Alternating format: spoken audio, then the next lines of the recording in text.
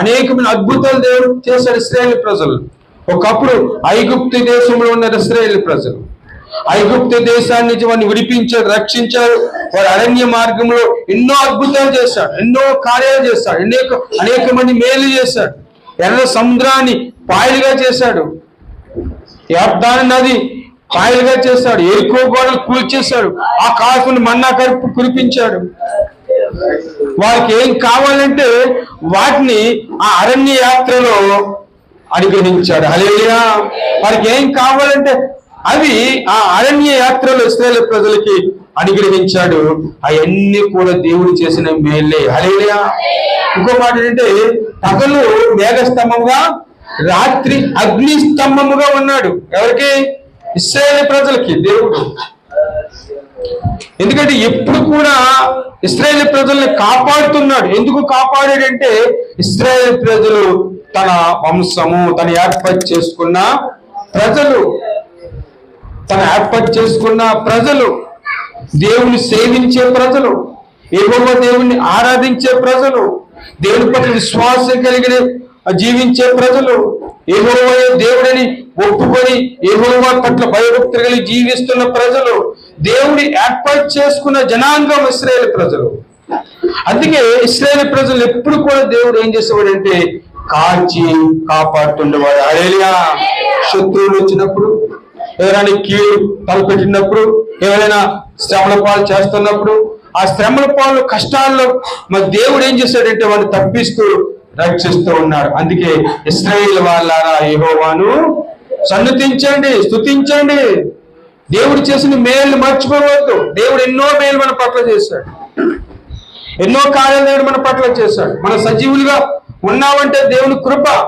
నేను ప్రతిరోజు ప్రార్థన చేస్తుంటాను, ప్రభువా ప్రతిరోజు నేను మోకం చేయండి. ఏం ప్రార్థన చేస్తానంటే, ప్రభువా నీవిచ్చిన ఆరోగ్యాన్ని బట్టి వందనాలు, నీవిచ్చిన వస్త్రాలు బట్టి నీకు వందనాలు, నువ్విచ్చిన ఆహారాన్ని బట్టి వందనాలు, నువ్విచ్చిన క్షేమకరమైన జీవితం, క్షేమకరమైన ఆరోగ్యం నాకు ఇచ్చినందుకు వందనాలు ప్రభు అని ఈ ప్రార్థన లేకుండా నేను ప్రార్థన ముగించను. హల్లెలూయా. ఎందుకంటే దేవునికి కృతజ్ఞతాస్తుతి చెల్లించాలి, స్తుతి చెల్లించాలి, సన్నుతించాలి. దేవుడు చేసిన కార్యాలను బట్టి దేవుని మహింపరచాలి. ఇంకెన్నో మేలు చేశాడు మన జీవితాల్లో, ఎన్నో కార్యాలు చేశాడు, ఎన్నో అపాయాల నుంచి దేవుడు మనల్ని తప్పించాడు. ఈనాడు హాస్పిటల్కి వెళ్ళండి, ఎంతమంది కాలు ఇరిగిపోయి, చెయ్యి ఇరిగిపోయి, అనేక మంది ఐసీయూలో ఉన్నారు, అనేక మంది కూర్చోలేని నడవలేని పరిస్థితుల్లో చాలా మంది ఉన్నారు. వారికి పరిస్థితి చూస్తుంటే నాకు చాలా ఆశ్చర్యం వేస్తుంది. ఆశ్చర్యం వేసి ఏం చేస్తానంటే, ప్రభువా నాకు ఈ ఇచ్చిన ఆరోగ్యాన్ని బట్టి వందనాలు ప్రభు, ఆ స్థితి నాకు రానియకుండా కాపాడేందుకు వందనాలు ప్రభువా అని దేవుడికి మనసులో వందనాలు చెల్లిస్తాను. హల్లెలూయా. వారి కోసం ప్రార్థన చేస్తాను. రెండోదిగా, ప్రభువా ఆ స్థితి నాకు రానియకుండా నన్ను కాపాడినందుకు వందనాలు ప్రభువా. కాబట్టి అలాంటి విశ్వాసం మన జీవితాల్లో ఉండాలి. అలాంటి స్తుతి యాగము దేవుడికి చాలా అంగీకారమైంది. హల్లెలూయా. కాబట్టి ప్రతి విషయాల్లో కూడా బైబిల్లో ఒక మాట ఉంది చూడండి, ఒక మాట జ్ఞాపకం చేస్తాను చూడండి.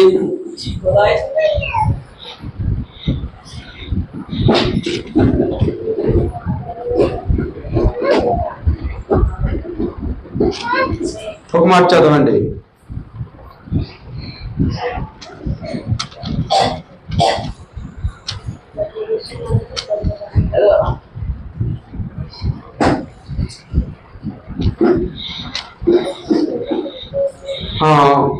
తెస్సలోనికీయులకు రాసిన పత్రిక 1వ అధ్యాయము, తెస్సలోనికీయులకు రాసిన పత్రిక 1వ అధ్యాయము 1వ తెస్సలోనికీయులకు రాసిన పత్రిక 5వ అధ్యాయము 18వ వచనం.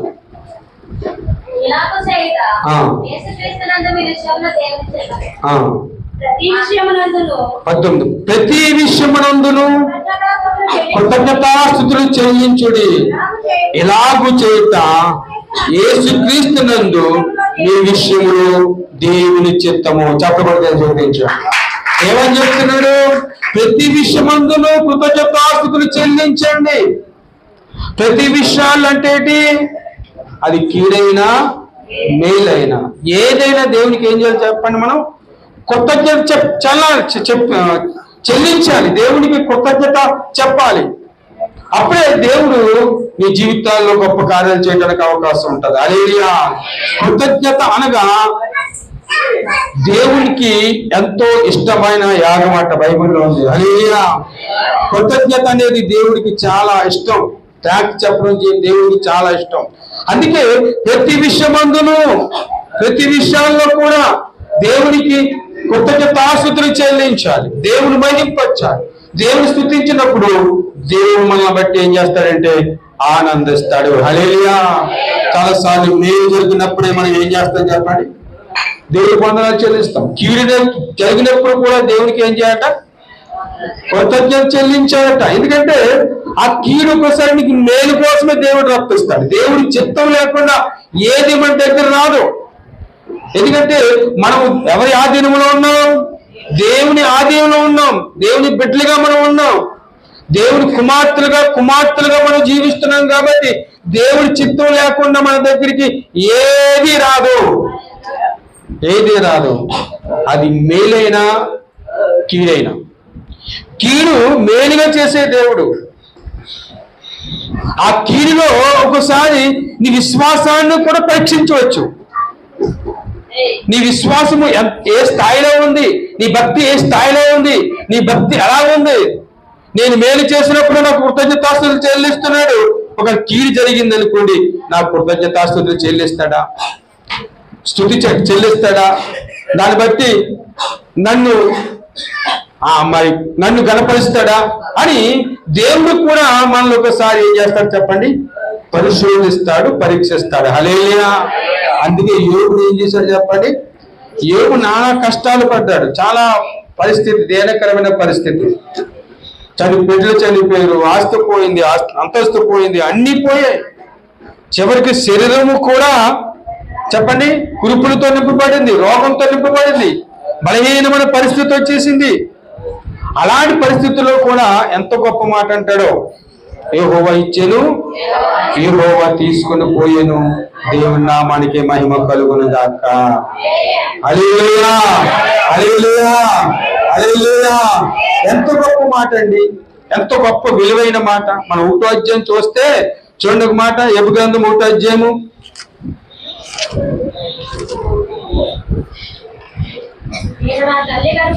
నేను నా తల్లి గర్భములో నుండి దిగంబరనే వచ్చి దిగంబరనే అక్కడికి తిరిగి వెళ్ళేదను. యెహోవా ఇచ్చెను, యెహోవా తీసుకుని పోయెను, యెహోవా నామమునకు స్తుతి కలుగును గాక. హల్లెలూయా. ఎంత గొప్ప మంచి మాట చూడండి. ఈ మాట మన నోటంటే రాదు. దేవుడు నాకు ఏం చేశాడు అనే మాట చాలా మంది వస్తూ ఉంటారు.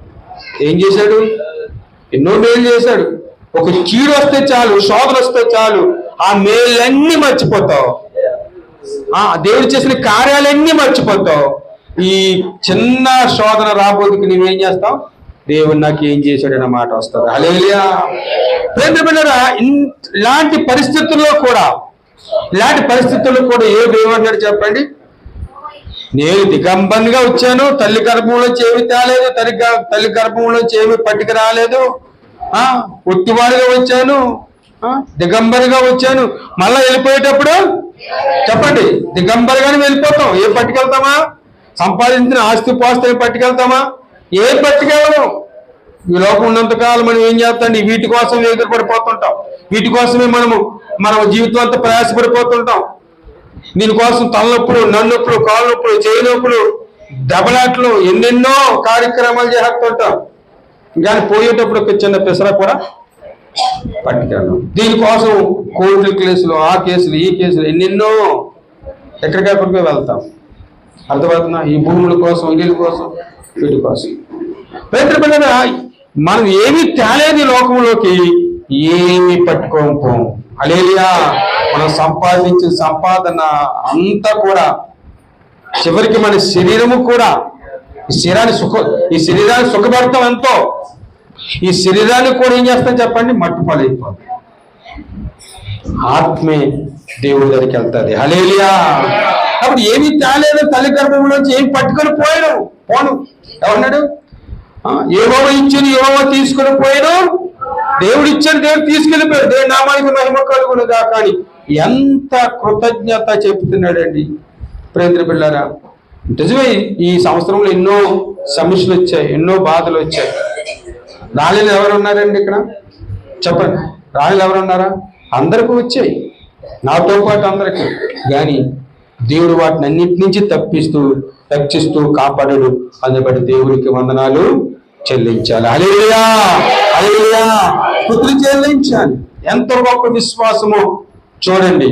కాబట్టి మనము కూడా ఏం చేయాలి చెప్పండి? దేవునికి కృతజ్ఞతాస్తుతులు చెల్లించే వారు ఉండాలి. అక్కడ అంటే 22వ మాట చూడండి, ఈ సంగతులలో ఏ విషయమందును యోబు ఏ పాపము చేయలేదు, దేవుడు అన్యాయము చేశానని చెప్పలేదు. అసలు చెప్పాలి లెక్క ప్రకారంగా. మనం ఒకసారి ఆలోచిస్తే ఏమిటి అన్ని కష్టాలు వచ్చేసాయి, మనం ఆలోచిస్తే ఇన్ని బాధలు వచ్చేసాయి, ఇంత అన్యాయం చేసేటి, ఇంత నీతిగా భక్తిగా ఉన్నాడు కదా యోబు, అంత పరిశుద్ధంగా ఉన్నాడు కదా. దేవుడే సాక్ష్యం చెప్పాడు యోబు కోసం, చెప్పడే లేదా? ఏం చెప్పాడు యోబు కోసం?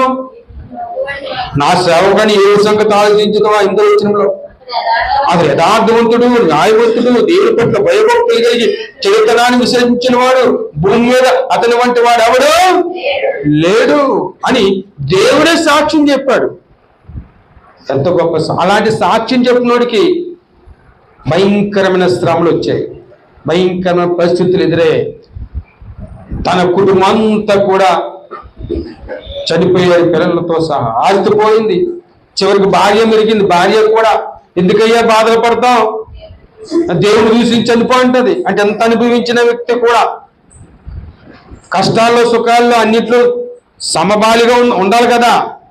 ఇప్పుడు సుఖం వచ్చినప్పుడు సుఖం అనుభవించాలి, కానీ కష్టాల్లో కూడా కష్టం అనుభవించాలి భార్య. అలా అనిపించుకుంటే ఏమంటుంది? ఎందుకు బాధపడతావు, నువ్వు ఒకసారి దేవుని చూసి చనిపో అంటది. అంటే జీవితాంతం కలిసి ఉండే భార్య కూడా విడిచిపెట్టేసింది. హల్లెలూయా.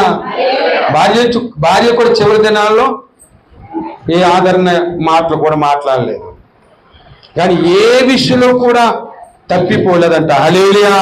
తన నోటంటూ ఒక చెడ్డ మాట రాలేదంట, దేవుడు అన్యాయం చేశానని చెప్పలేదంట. ఎంతో గొప్ప విశ్వాసం అండి. హల్లెలూయా. నిజంగా అలాంటి విశ్వాసం కలిగి ఉండాలని దేవుడు కోరుకున్నాడు. అలా భక్తి మనం చేయాలని దేవుడు కోరుకున్నాడు. కాబట్టి ప్రతి విషయంలో కూడా మనం ఏం చేయాలా? కృతజ్ఞతాస్తుతులు చెల్లించాలి. ప్రతి విషయాలు కృతజ్ఞత